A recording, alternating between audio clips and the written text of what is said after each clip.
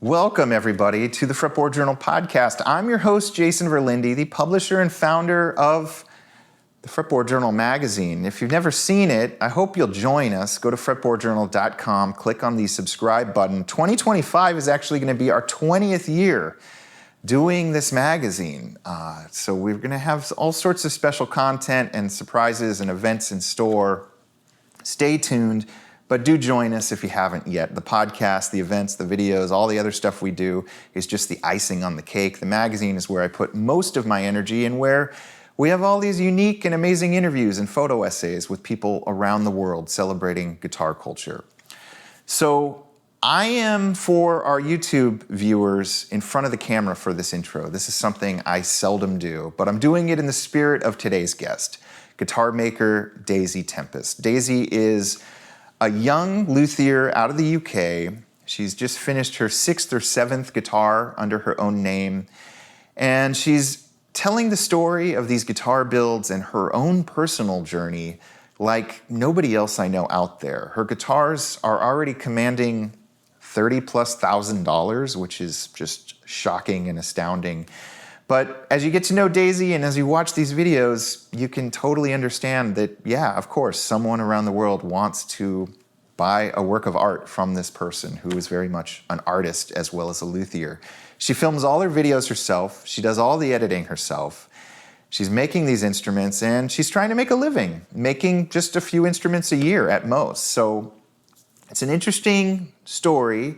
It's a great interview. There's a lot of food for thought here. I'd love to see your comments, and I would love for you to share this interview with all of your friends. So, as always, if you love the show, leave us a review over on Apple Podcasts, and just know that every week I interview someone fascinating from the world of guitars here on the Fretboard Journal Podcast. So we have an event called the Fretboard Summit. It takes place every August in Chicago. The next one is August 21st to 23rd, 2025. You can register for it at fretboardsummit.org. It is a gathering of all of our favorite people from the industry and folks like Daisy and luthiers in the know. And we share knowledge and we get inspired and we hang out and we hear incredible music. It is a truly cool thing. If you don't believe me, you can go to YouTube, type in Fretboard Summit. You'll see all sorts of reviews from others who've attended. I hope you will join us. It will sell out, so you're going to want to sign up sooner than later at fretboardsummit.org.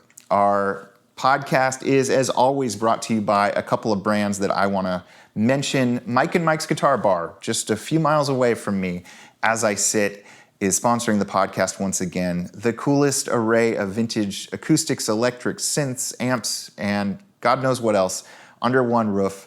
They also have an incredibly cool and dependable repair shop at Mike and Mike's Guitar Bar. So check them out, mmguitarbar.com. We are also brought to you by Peghead Nation, this incredibly neat portal where you can learn how to be a better bluegrass, roots, Americana, or jazz musician. Many of the instructors have been profiled in the Fretboard Journal before. It is a site that I use all the time to be a better player, and you can too. Use the discount code FRETBOARD when you check out there. You'll get your first month free or $20 off of an annual subscription.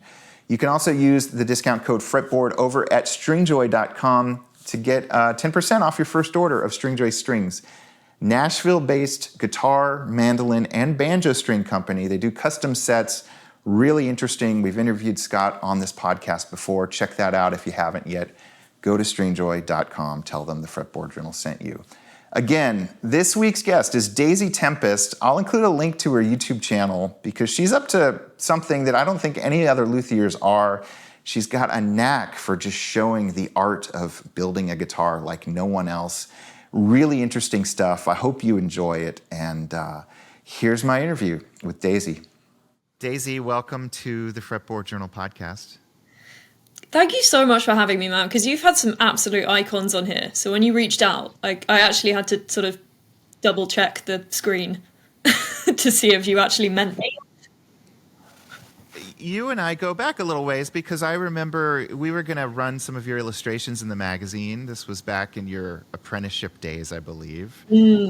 So we had correspondence, and then over the last 3 or 4 years, or however long it's been since especially you started the YouTube channel, I see you everywhere now, so it's time. Wow. Well, clearly I think with YouTube especially, like there's so few luthiers who are actually doing it, then maybe it is easier to get reach that way. So I'm really glad that that's working. That's really positive to hear that the hard work kind of feeds back into the industry. That's nice. Yeah.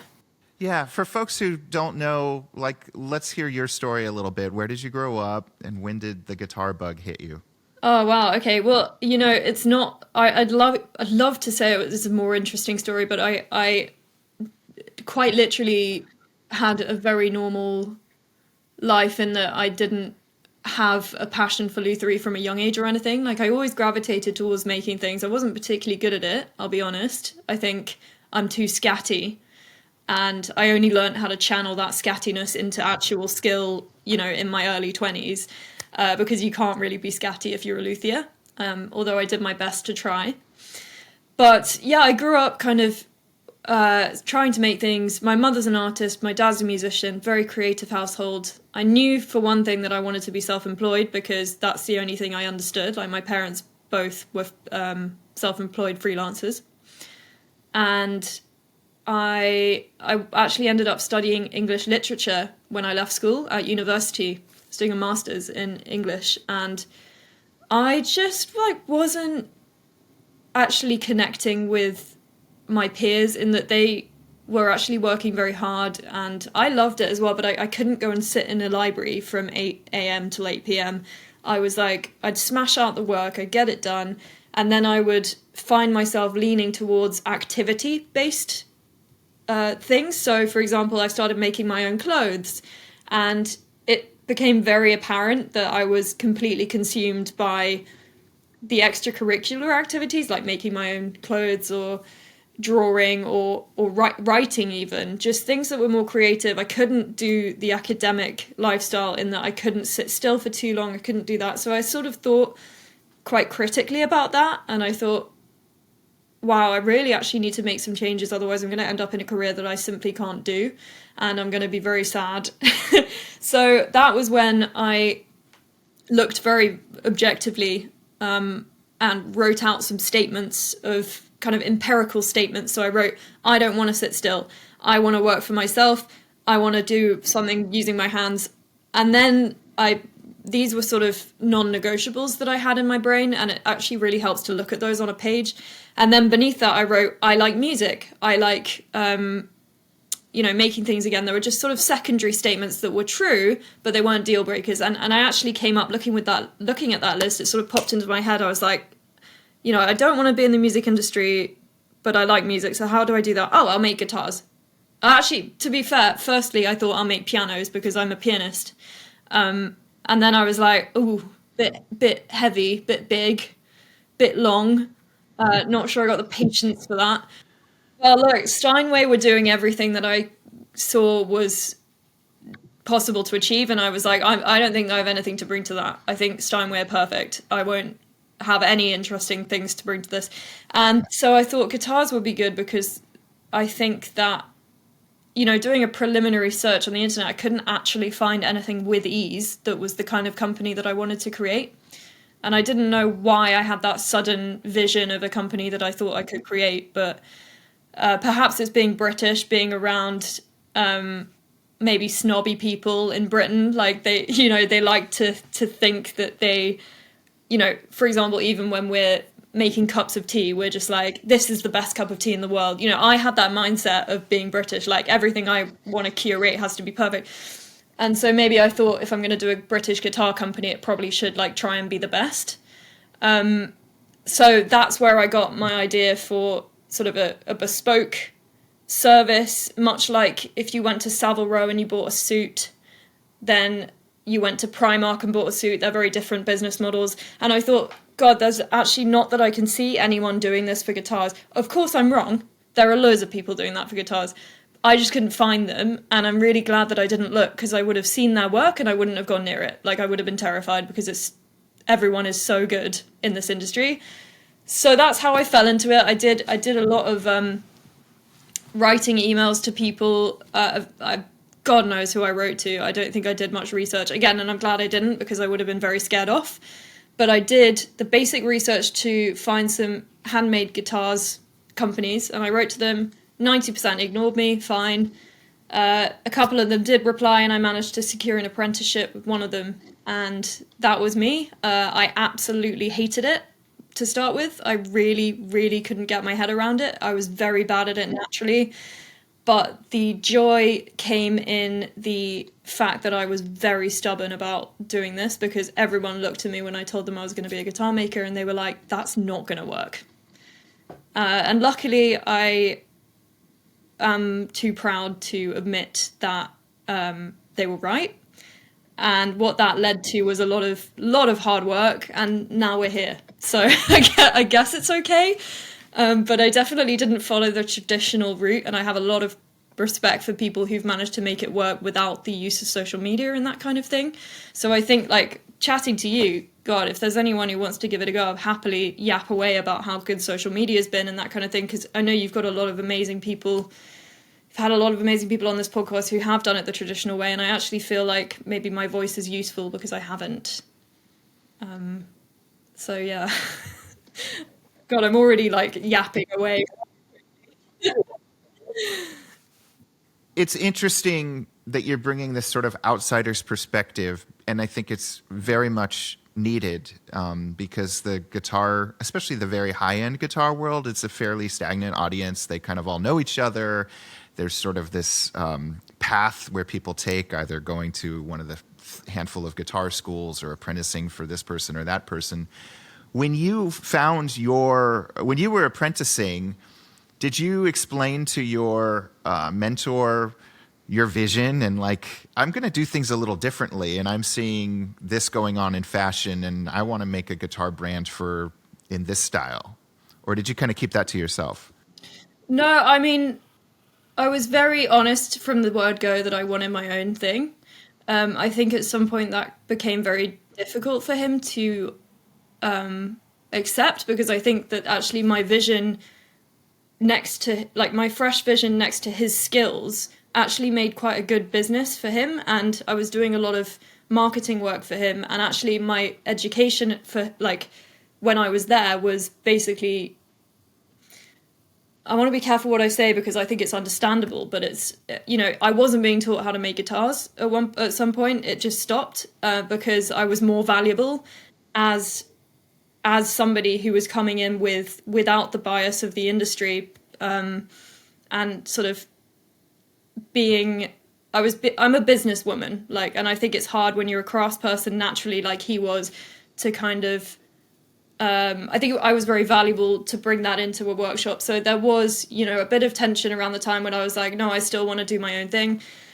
Because actually, I think I probably would have created a very successful business if I wasn't the luthier.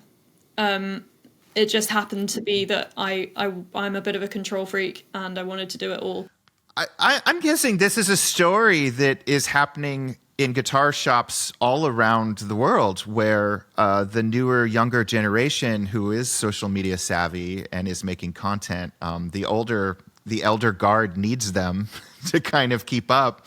And there probably is this tension, and yours, might be the best known because you're on YouTube now and talking a little bit about it. But I bet it's happening all over the place. I hope it is, because I think in my second apprenticeship, Rosie, I went to work with Rosie at Turnstone in my second apprenticeship, and she was an example of somebody who absolutely understood that she wasn't that, and she was like, I'm actually gonna, she had this wonderful way of remaining in a place of deep kind of, what's the word that I mean? I think she managed to retain, like, I had a lot of respect for her, but she still managed to ask me for help in a way that didn't make me feel like she was, she needed my help, but she wanted it. And it made me feel very, like, valued. And I think she did that really well. But she also managed to still, with her knowledge, she managed to give me equal value, obviously, if not more. She was teaching me the craft, and it was like this beautiful mutual respect, just as you put it. And I really hope that that's happening. Rosie's not even that much more older than me, but she had this, like, wonderful wisdom about her. And I think that was an example of the perfect apprenticeship where I felt valued. There was no hierarchy. There obviously was a hierarchy because I was in her space, but I felt like I wanted to give to her business and I wasn't being robbed of my own kind of sense of individuality in that, which was beautiful. So that I hope's happening. Yeah, and I think you're right. And there are some really wonderful apprentice mentor relationships out there that I've spoken to people about. I know that Rory at Taryn has a wonderful team, and a good friend of mine worked for Rory. And again, it's like really good to see and actually call out people who are doing a good job. I think more so than doing a bad job, because everyone's always trying to get better. Like no matter who you are, no one wants to be in a bad mentor-apprentice relationship. Everyone's trying their best. So I think if we call out people who are doing a really good job, that's so valuable. I do want to tap more into, this is the Fretboard Journal Podcast. We do need to talk guitars, but I do just want to ask you your skills at storytelling, which I think are just exemplary, and it's why so many people and new people to the world of high-end guitars are probably finding your videos and your YouTube channel. Your skills as a storyteller are so great. Where did that come from? When you were growing up, was there a brand maybe far outside the world of music where you were like, these guys are so cool, I would love to know how they do it? Or does this just come naturally to you? I think I've always enjoyed storytelling because, well, especially when I entered the industry, I didn't know how to do anything else. That was like the only skill that I could bring. So I really like fostered that, and I tried to, because I couldn't build a guitar obviously when I first started. So what I had to rely on was my other skills. Actually, I watched a great video by a friend of mine called Matt. I always call him Matt Easley, but it's not. It's Matt Esley. He's a woodworker. He's a fantastic storyteller as well. And he did a video recently about skill stacking. And, well, it was actually about a lot of things, but skill stacking was mentioned, where basically you go in with a mindset to any industry. It's like, okay, here is objectively, like I have a guitar company or a woodworking company, but there are like hundreds of thousands of people with the same business model. So what you do is you bring in another skill like videography or storytelling, and then suddenly there are less people with both of those skills. And the more skills you add, the less competition there's going to be. So when I came into the guitar making, I basically like honed in on the skill stacking. And yeah, I think that came from, I honestly attribute that to actually having quite a diverse group of friends who do a lot of different things. I don't live in one area where I have like a certain friend group. Like a lot of my friends are very different, and that helps me with storytelling because I get such a rich tapestry of people in my life. And I think that's just where it came from, presumably. I also think that, no, I don't think I think anything else. I think that's probably who I owe it to, is just meeting a very broad range of different people. So you mentioned was there a brand that I saw telling a story, and there was. That when I was designing my company logo, because again, if I knew anything about branding, it was that you need to do that properly. So I swapped my first guitar for a branding package from my friend Charlie, who's a great graphic designer. He's done some really cool stuff, but he sat me down with a mood board and he kind of like showed me a few brands. And one of the ones he showed me was a brand called Painter, which is a jacket company. And they just have the most wonderful business idea. They're actually two friends, I believe, and they started this jacket company. And I can't really do it justice just ad-libbing. I think that you should go look them up. They're good. Painter is spelled Paynter, I believe. So I would highly recommend looking them up. The storytelling in that brand is second to none, and it speaks for themselves. They are sold out completely. They release like 3 batches a year, and they're always sold out. It's really hard to get hold of one. So that's just testament to their brand, yeah. The mere fact that you did a mood board as you were starting your guitar career says a lot about you and how you're viewing things differently. I don't think too many luthiers I know have done that. More should probably. Well, that's what I mean. that was led by Charlie, my graphic designer. I would never have done that if he hadn't been my mate. And I'd been like, do you want a guitar? It's going to be rubbish. It's my first one. But like, do you want it if you do my branding? And so that's how you get better at things, right? You take from the people around you in a hopefully selfless way, but then you get so much from asking for help, you know? And I'm very okay to ask for help, which is actually great and very useful. When did you leave your last apprenticeship? My final apprenticeship, I left that in 2020. And were you immediately, I got to hit the ground running, I need to do all the things, or was it, I'm going to make a few guitars before I really market myself? What did I do? That's a very good question, actually. I had to make money. Like that was fact A on my little empirical list. So I started really going at my social media because I knew that if I had social media financial support, whatever that looks like, then I could afford to basically sit in my workshop and experiment.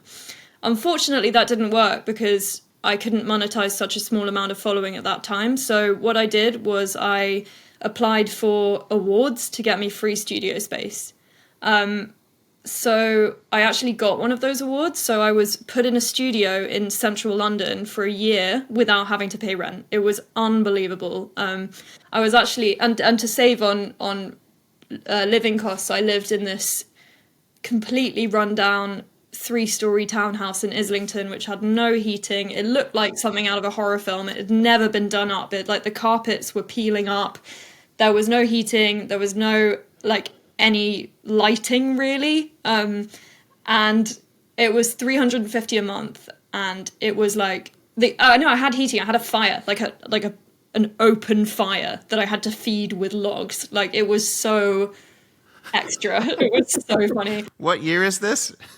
This was in 2020, so like post-lockdown, the world had just opened up. It sounds like it's from 1820. Yeah. It was wild. So I was doing that and just trying to, I would sit there by the fire every night, just with sheets of paper everywhere. Actually, the people who owned the house were obviously hoarders because it was just covered. It was filthy. You couldn't clean it. It was just, honestly, it was hilarious. So anyway, I was doing everything I could to make this work. Very close to having to get a real job.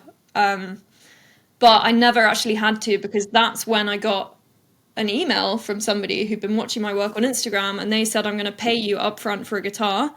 You don't have to make it this year. You don't have to make it next year. You don't have to make it in the next 5 years. I want you to make it when you feel like you can do a good job of it. And I want it to be a cutaway, and I want it to be this. Here is the money. It's more than your base price. Go for it. That man, meant that I could do it. I attribute, and I think just because he believed in my story, he believed in me, and he is, I guess, the reason that I'm here. So I owe a lot to him. And then because I got to live on that for a while, I basically built a few guitars. I did a lot of experimentation. I don't think I finished any of them, but I built different components. I redid the processes. I basically got used to making guitars on my own. And then I took orders, and I think I got about 10 orders just straight out the gate, just from the work I'd been doing on social media. So then it was history, and then it's fine. And I'm very lucky that I had that interest. But again, it took a lot of work behind the scenes to get there. Yeah. I mean, did he get his guitar yet? No, I've told him that I'm happy to start it, and he's just like, why don't you give it another bit of time? Because I've never done a cutaway before, believe it or not. I've done it in my apprenticeship, but I still, this guy, I want to give this guy the best guitar I've ever made. And ironically, if you want to do the best guitar you've ever made, you still need to wait for one more. And that'll probably be the case forever, but I am going to do it probably next year. It's just you just got to do it at some point. And you know that it's the best work you can do in the minute. But yeah, he's very, very generous and very kind. He's got a big collection of guitars, so he's I'm not desperate for it, but I want you to do it when you feel ready. So have you met him face to face? Not in person, no, sadly. Amazing. There are angels out there. Oh yeah. I've it's been majority angels, honestly. All of my clients have been absolutely phenomenal. Like, I'm so lucky. Yeah. So you started with Instagram was like your main channel at first, and then did YouTube come later? Yeah, so again, like, people don't like pay you in this industry. Like, Rosie actually offered to. I said that I wanted to do skill swaps and stay there for shorter, but she actually offered me a job, which was so kind of her. But yeah, people just don't like. It's such a weird industry because it's such a niche skill. I totally understand, but that means it's really, really, really hard to get started. So I was doing these little drawings and selling them on my Instagram to like get some pocket money, and that's kind of how it started. I was telling the story of my learning this craft through stupid little cartoons. My mum's actually a cartoonist, so I always watched her do it, and I think perhaps naturally I'm all right at like getting emotion across just from watching her. She's amazing. But that kind of started me regularly posting on Instagram. I was like posting half these stupid little drawings and they were selling, so I'd like draw the originals and then send them out in the post. And then I would do half just like, here's a little thing that I learned today kind of thing. And people liked it because I think they like to be part of something, especially people who are maybe a bit older and they're stuck in a career and they kind of wish that they could have done this and they like to live vicariously. Maybe they wouldn't actually want to, but it's nice to kind of sit there and watch somebody doing it, especially someone young. And yeah, it just worked. And for whatever reason, people connected with the content and that just made me really happy and made me work harder at it. And then I saw that it was actually contributing to my business as a guitar maker, so then I went much more into it. So it's kind of this rolling thing, you know, about looking at what's working and then prioritizing that. It feels like you came out of the gate on YouTube like with a voice and knowing how to film and everything. I mean, maybe there were some crude videos that you've deleted or hidden that I haven't seen, but the minute you launched your channel, it seems like you were, you were vulnerable, you told a story well, you were compelling, and I think everyone that I've seen, I'm like, she's really got it down. Wow, that's not how I feel, so I really appreciate that. But I think what you have to remember is there are a lot of videos out there that I've deleted, and there are a lot of videos out there that I filmed and I didn't put up, and there are a lot of videos that are like trash. But again, if you just practice and you keep doing it, at some point, there'll always be someone who watches my videos and it's just like, it's not good enough for them. But there are always people who are on the other end of the spectrum where even your worst day is going to be good for someone. So you just need to figure out like what that means to you and then get to a point where you're happy with the content. And I don't think as a content creator I'm ever going to be happy enough with the content. Like even today I was filming this other style that I kind of saw over the weekend on someone else's channel. It's like this Chinese cooking channel, and I was like, God, that's what I need to do. And it's just really important to keep challenging yourself, and from there you might be bad at this new genre, but you might actually, through doing that, get better at your old one. And then it's just like a staggered process. I think the worst thing that you can do is to stop and be like, this is good enough. I think that's the case probably for my guitars as well.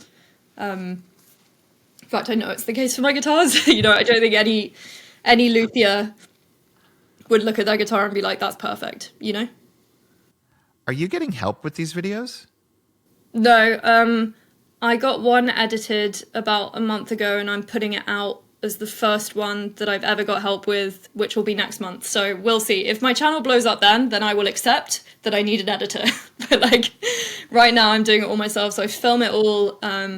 I do the sound design. I do all of the animation, all of the music. Oh, obviously I don't write the music. I use library music, and then I edit it all myself and then upload it all myself, do everything like that myself, because I never want content creation to take money from my guitar business. It's only the other way around. So I'm happy to give content creation money back to the guitar business, but I will never do it the other way around. And until it's making enough money that I can hire an editor without dipping into my guitar money, I'm not going to do it. It's just tough. Like I'll have to figure it out. But what it does mean is that It gives me a nice extra paycheck every month to invest in materials, to invest in days of experimentation, to become a better luthier. That's why I do it. It's incredible. That's like 2 full-time jobs. Do you have a life at all beyond content creation and guitars? I think my secret is that I sleep a lot. I sleep very well every night. I sleep for probably 10 hours every night. And for some reason, that charges my battery enough to have 2 full-time jobs. You know, I've got a wonderful relationship. I've got wonderful friends. Sometimes you have to be like, I'm going to take a day off. But that, again, helps it go back. Like, I always have enough time. I don't know why. I look after my body. I have amazing people around me who are far more impressive than me. And if I feel sad, I just take a look at them and I'm like, come on, let's go. Which really helps. So... Let's talk about you mentioned taking the money from content creation, pouring it back into the guitar side of things. What does your studio look like now? Are you happy with all the tools you have? Is it feel permanent or semi-permanent? Like, where are you at? Yeah, I'm at a sort of bit of a life point where, you know, I don't like England anymore. So that's kind of an interesting one because I have just moved into my dream workshop. It's got a window, which I didn't have for a while. It's got all of my machinery that I love. I've built up a really beautiful collection of hand tools and power tools. But, you know, I don't think I'd be a business person if I was ever happy and settled as well. I think that is fundamental. If you're running a business, it's always kind of looking at the next thing. But instead, I think nowadays it's very much looking for where I'm going to be happiest, because when you're happiest, you work the hardest, you make the right decisions, you do all of that. So yeah, I'm thinking at the moment, like, do I actually want to be in this country? I mean, politically, it's a bit of a mess. In terms of the weather, that really bums me out when it's British. And I want to keep having adventures and challenging myself. So I don't know, I might just like throw it all in the air and try and move somewhere warmer. But if I was told that I have to stay in this workshop for the rest of my life, I'd still be happy because it's actually the most beautiful place to spend time.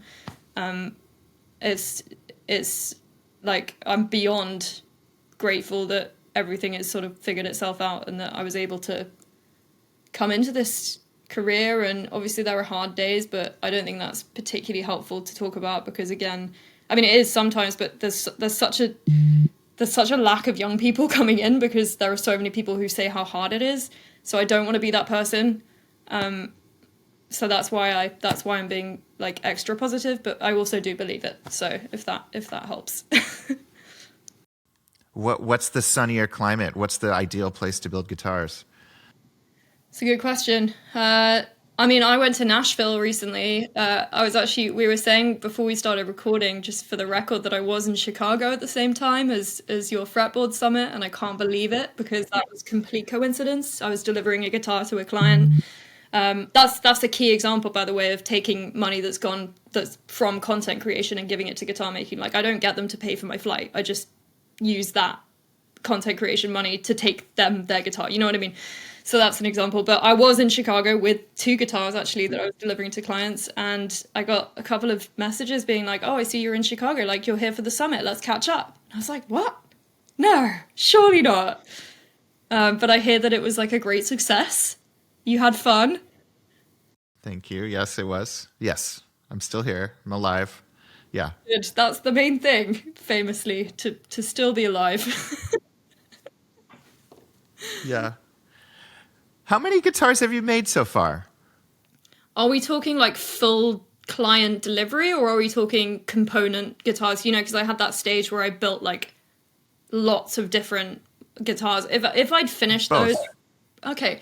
So I think I probably made 6 guitars in that first phase that I didn't show anyone. I think I posted a video where I was like routing the binding channels for my YouTube on one of them, but God, I built a lot of stuff that year. And probably I've delivered to clients about 6 or 7. Yeah. Nice.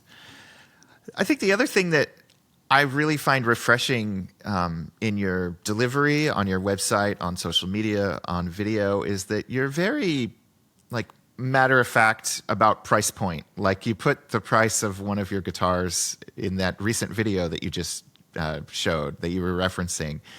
A lot of luthiers downplay that, or are maybe a little self-effacing or worried about the reaction.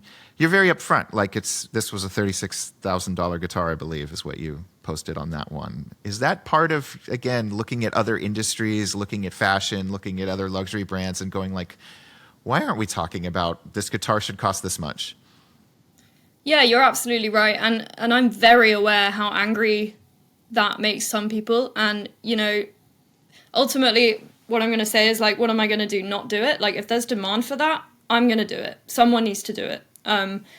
I've worked with luthiers. I've seen how much work goes into these things. If I could reset the industry, I would still be cheap, like compared with some of these people. But unfortunately, nobody has done that for a long time. I think some people are, but it's like beginners come in and they have to charge X amount, and it just doesn't work business-wise. It just doesn't. You can't make handmade guitars for the price point that some of the newbies are coming in and doing. And I will happily sacrifice myself and my integrity, or whatever people want to call it, to try and help. Because what I've done by setting that price point, I've noticed, is I think exclusively all of my clients, I am their first hand-built guitar, with the exception of maybe two.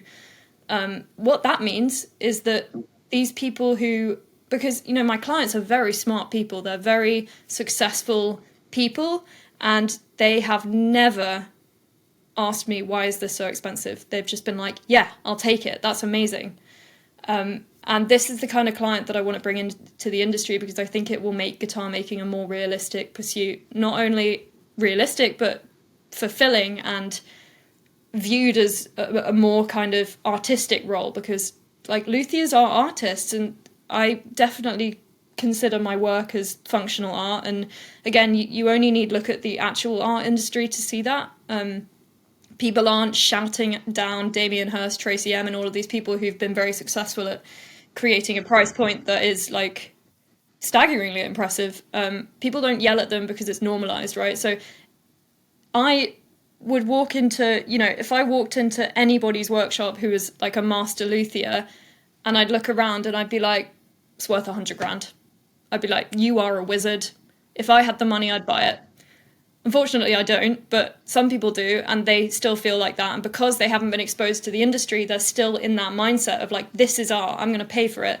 So again, it's just like, you know, I don't do guitar shows because I don't view myself on the same, in the same industry as like people who've been making guitars for 50 years. Like, that doesn't make any sense. I am 29. I've been doing this for like, you know, not that long. How dare I be in a guitar show and charge that much next to someone else? I've taken a different business model.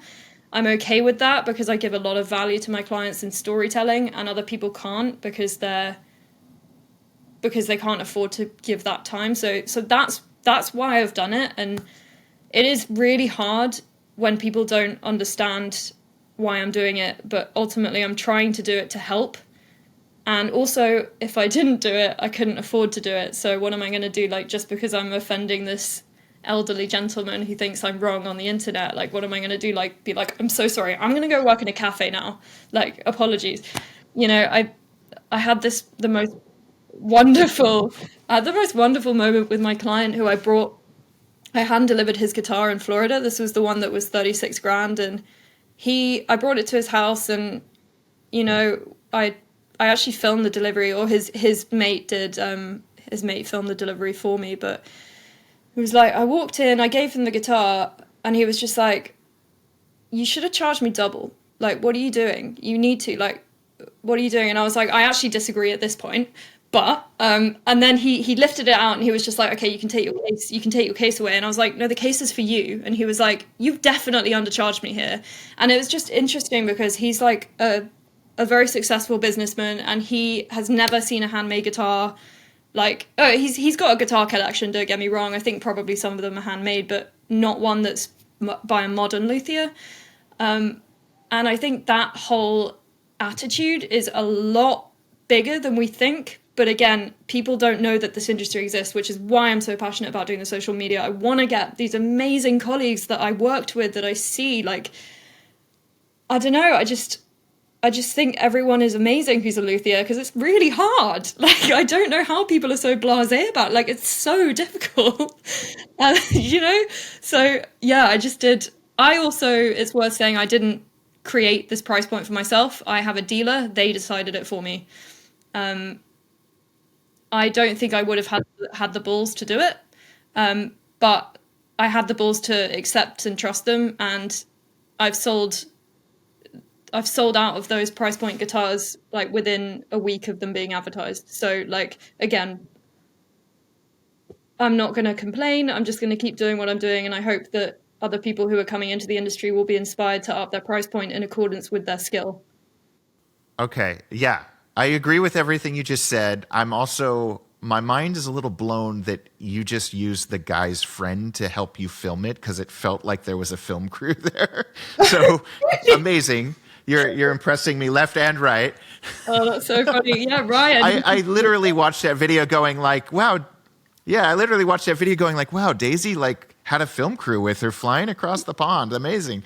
No I'm way. also guessing these business people who are maybe new or coming at this handmade modern guitar thing from a with a fresh perspective, they're probably just letting you have a little bit more freedom in terms of, I don't know, Daisy, tell me what amazing wood I should put on this guitar. Is that happening too? Because I feel like the more traditional collectors of these like uber high-end guitars are like so exacting, and it's so detailed and specialized to that one person's preference. Do you have a little bit more leeway to be an artist? Yeah, again, that's why I sell them where I sell them, because like I am not the person you come to if you want like a fan fret, slotted headstock, dreadnought copy with the scale length is 25 to 27. Like I'm not that girl. There are so many people who would do that better than me. I don't know why you come to me for that. What people want to come to me for is making sure that their instrument tells a good story, because I've got an eye for that. And that tends to be more what functional art should be anyway. So again, like I'm very happy to fill those shoes. I've had clients reach out to me asking for all of those things, and I've sent them to Rosie, my the person who taught me, because she is really good at that stuff and I'm not. I was like, you should go to the person who taught me because she's amazing. And like that's just not me, and that's fine. But again, I think that's why I wouldn't class myself in the same category as like other luthiers who've been doing it for all these years. They have experience doing that. I don't. I'm a storyteller. That's my brand. Where do things stand now? You sold out of the run of $36,000 guitars. So does that mean we're going up in price for the next batch? I don't think so. I'm happy like with it. I don't need more. I would actually, what I'm doing with that cost is taking a break from those slots, and I'm building a guitar for charity that I'm gonna probably raffle off for about £10 a ticket, so somebody who wouldn't be able to afford one can have one, and that's all paid for. And then I'm gonna donate the money to the conservation of an area of land in Kenya where I get some of my tone woods from. Like, I don't feel good about that, but the reality is people want exotic hardwoods. So the way I offset that is to create some kind of charity project. So that high price point will also go back into the industry. It will go back to the people who can't afford it, and it will get them a guitar for a tenner, which is really exciting because I would love to do that for someone. And I think that that's the most responsible way of using a high price point. Like, it's not all going in my pocket. I'm absolutely feeding it back. It could go into my pocket, but I don't have a lot to spend stuff on. Like, I buy machinery now with my social media income. So it's like everything I earn from a guitar goes towards my rent, or funding projects that can push things back. And it sounds like I'm virtue signaling, but I actually just have a real guilt complex if I don't. It's like actually quite selfish. So it's hard to kind of say all that without sounding like I'm doing a PR stunt, because I actually just think that I really love my job, and if I can keep doing it, then I will. And yeah, I don't need to I don't feel like I need to increase the price point. There'll be a time probably where I do, just from a business perspective. But right now is not the time. I'm very happy working on these charity projects and doing my thing. So yeah, it's a good question though. And you've confessed a few times during this interview that you're a bit of a control freak. Do you ever see having employees? I'll be honest, like the business side of my head says yes, but I will never make millions because I want to keep it just me, and I want to do tangible good. I think once you get past a point of a company where you have X amount of employees, it's actually really hard to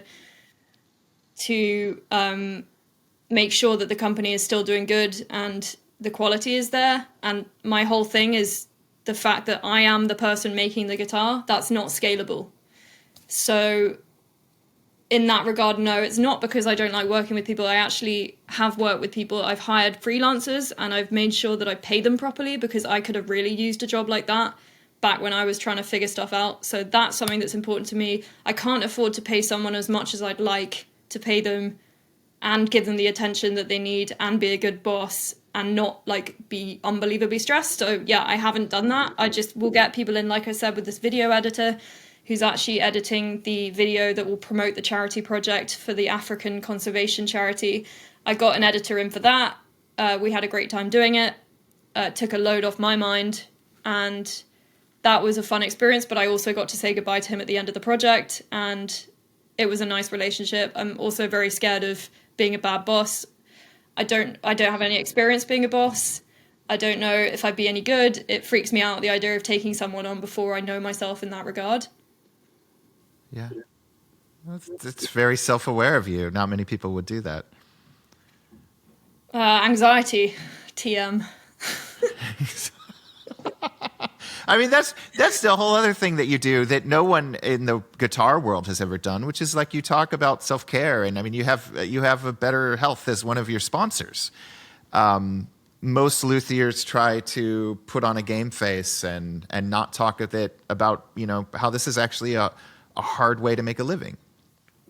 Yeah, it's actually hectic that like no one does that. It's actually hectic. Like imagine pretending that you're not mentally ill if you want to be a luthier. Like very odd. So I kind of, I try, not only obviously, I've got to find sponsors for the channel. That goes into this whole thing. Like I do it because it makes money for my Lutherie business on top of my Lutherie business. That's why I do it. But yeah, I like had a chat with my manager and he was like, who do you want us to get? And I said BetterHelp because they genuinely helped me during lockdown. I know that a lot of people say that they leak data and that kind of thing. And yeah, I know that's true. I know that they've actually fixed that now and they've apologized. So I'm okay still working with them. My therapist is a legend. She's really helped me. And yeah, I think it's important to talk about. Like, it's so, yeah, I just imagine like hiding that. I suppose, again, because I am so connected to my instruments, it feels responsible to admit that. Otherwise, you're selling a product that isn't authentic, perhaps. Mm-hmm. I just think that beyond the guitars, which at least from afar look exquisite, and I'm sure are, what you're doing on that front, the videos, which sometimes feel almost like ASMR videos, like you were talking about the cooking shows filmed in Asia, like you're exposing a lot of people to this side of guitar making who otherwise would never bother to watch a guitar channel. So I appreciate it. Thank you. I really appreciate you saying that. It means a lot. I know it's not everyone's cup of tea, but it's good to get eyes on the screen when it comes to an industry that is going to die if we don't, make sure it's being seen and appreciated. Where are you at with wood right now? You've used some exquisite woods in some of your builds that I'm assuming cost an arm and a leg to get and were hard to get. What are you using? What are you looking forward to using in the next year? Talk to me about that. Well, I had a client who I got off the back of a YouTube video who wanted me to get the finest set of the tree that I possibly could and use that. So that's probably like the most show-stopping thing that I've ever seen in my life. It's sitting on my shelf right now. I'm just like, whoa, hectic. But it's really nice. Like I buzz by it every day and I'm like, oh, hola chica, looking sexy. And then I think apart from that, I've got like I've got some oak, which is, again, like my wood supplier down in Sussex. I've got kind of a few dotted around, but the one that I get the English stuff from is down in Sussex. And his team kind of, when I went there last time, they were just like, marketing's your thing. If you can tell a story around some wood which is more sustainable and kind of get people using that, it would actually be really good. So they gave me some, I want to say it's like spalted oak. It's not a good tone wood, but I think that I can find a home for it. Just based on the fact that it's absolutely beautiful to look at. Like, I'll happily admit it's probably not got the best tap test, but if I use a really, really striking top wood, a really good top wood to complement it, I think it would be a beautiful guitar. So I might use some of that for the Africa build. I think that would be really, really special, because then I've sort of given something from my own homeland back to the project. That it would be a bit of a slap in the face if I then use some like African padauk from the very area that I'm trying to conserve. So I thought maybe it would be a good chance to tell a story around that. And so that's really exciting. But I don't tend to keep a lot of wood in my shop because A, I get distracted, and B, I think that I like to get materials in and use them straight away to the best of my ability, because I don't want to see them as like a big rack of things that are disposable. Like, I think having a small amount in there really makes you appreciate them more, because if you do make a mistake, you can't just grab a new one. Like, you have to make it work. So yeah. Do you build one guitar at a time, or do you build them in batches of 2 or 3? Currently I build one at a time. So this charity guitar, obviously I'm going to build standalone, and then I'll get back to commissions when that's done. Yeah. Okay. Which again is more like an artist would. It's not like a batch situation. Again, that's sort of how I've tried to build the company, and I think that's important for my clients to know if they are paying a premium. It's like, I work on this one at a time. I'm all yours. I'm not spreading myself thin. If you've got questions, I'm here for you, And since you mentioned you have a manager, do you try to put the videos out with some sort of frequency and regularity, or is it sort of like when the guitar is done? I just really enjoy it. So like, my manager will get me, if I say to him, I'll be like, his name's Jason actually. Hi Jason, if you're watching, another Jason. But yeah, I'll just be like, I've got a couple of cool ideas. Have you got any like sponsors you want to get on board so they can, fund the experimentation essentially? So if I'm doing like one where I want to do a video about spray finishing, it's sort of a 3-way value. So I can afford to spend longer on it. I can afford to like grow my business and also educate people around it. And also sometimes I don't know what I'm doing. So like, I learned spray finishing quite recently. So I kind of like doing that in the video. I'm just like, actually, this might be wrong, but let's go with it. And, people like those ones as well. And yeah, it's like, I'll basically say to my manager, like, I've got this coming up that I want to put out. But because interestingly, Luthier is so, as you know, it's got so many different processes. Like, there's always a video idea to be done. And I'm always doing something interesting that I do want to share with my audience, because again, it just highlights like how amazing Luthier is and how difficult it is. And it just goes back to what I was saying earlier about, the price point. It's like, these people are wizards. Like, I don't feel like I'll ever be as good as someone like, I'm not to name drop, but like Michael Bashkin, for example, who I like deeply admire. I'm like, wow, one day I'll be as good as him, maybe. But yeah, it's interesting.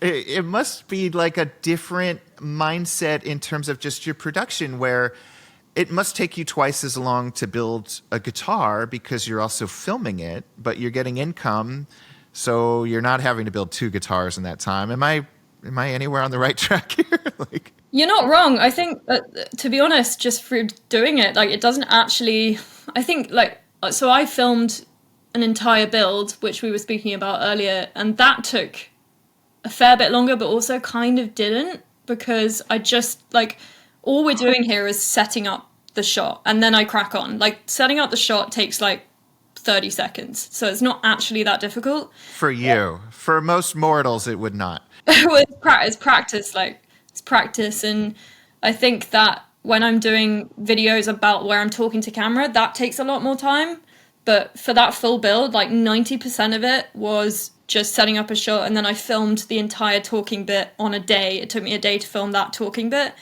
and then that was it. And then the rest was in the editing, and I was moving workshop when I was editing it anyway, so I couldn't do any making. So I kind of like strategically set that up to happen all at the same time. But yeah, I mean, it can be time consuming depending on the project. Obviously, like one time I built a xylophone of different tone woods just to kind of see what would happen. It was not scientific, but again, that took like a day to build or something like that.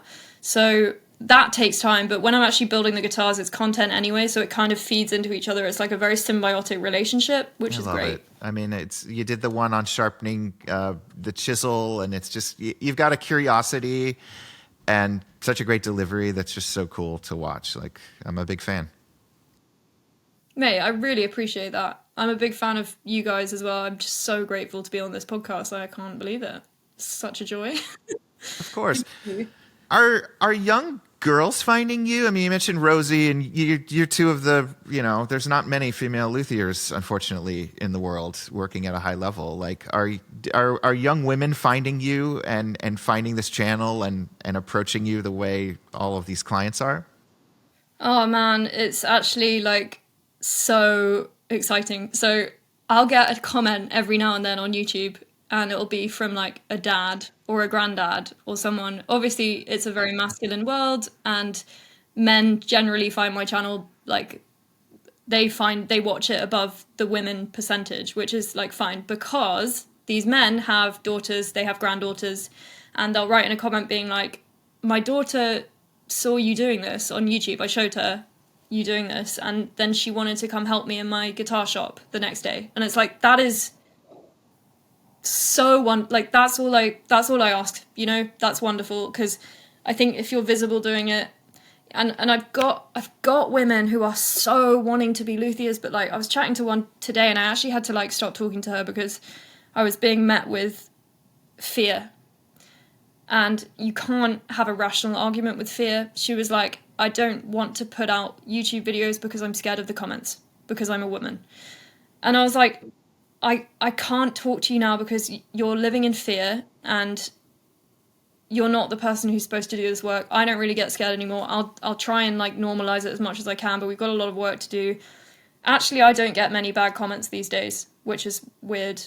And it's just like communicating that's really hard, because maybe it's because I've stopped seeing them, because I don't actually care anymore, because I know they're always going to be there. But for people like my friend who wants to get into it, she is crippled by this fear of getting a bad comment. And I don't know how to tell her kindly, it's not because you're a woman, it's because you're, like, it won't be because you're a woman, it'll be because you're doing something that the other people want to be doing and they're not. They'll use the fact you're a woman, maybe, if they're feeling creative, but like, it's not about that. Women are probably more equipped to succeed in a modern world. I know it's not fashionable or feminist to say that, but we're different. Use that. You might have to go through a bit of like battling, but if it's not the fact you're a woman, it would be something else. Like, men get bad comments too, and use the fact that you're different to provide a fresh perspective. Talk about, like, I don't know, getting your period when you're supposed to be in the workshop. Like, you can talk about, if you talk about the uncomfortable stuff, women will be like, oh my god, like, there are people like me doing this. Maybe I can try as well. Like, it just takes a few of us to actually band together and just put two fingers to everyone who uses it as an excuse to not let us in. And we're probably going to be in the best position to get past any future obstacles if we harden our skin at this time and just move forward. That's my take on it, Amazing. I mean, I know a lot of guys who are scared of the comments as well. And yeah. I think that having that thick skin or just not reading the comments is such a invaluable skill that so many of us need to learn. But we're all freaking out. Yeah, man, everyone's so cripplingly anxious, like, even if they're not talking about it. So, so you can't work on your own all day without being anxious. Like, it's not part of being human. It's part of the package deal. So yeah, you're absolutely right. Everyone, there's a lot more people who are male who get more upset than I do, for sure. Well, Daisy, thank you so much for your time. Thanks for doing this. And I can't wait to see the next video. Oh man, thank you so much. I've had such a great little chat. I forgot that we're being recorded. Like, it was just so nice to chat to you, Jason. I'd love to meet you in person someday. I'm going to make you come to Chicago with or without a guitar. So yes, sir. With a guitar, probably, because I could use your feedback. That'd be nice. All right, back to Seattle. I am so glad you tuned in. Thanks for making it this far. Thank you to Daisy Tempest for talking to us. I can't wait to see where her career takes her. And I will be back next week with another episode of the Fretboard Journal Podcast.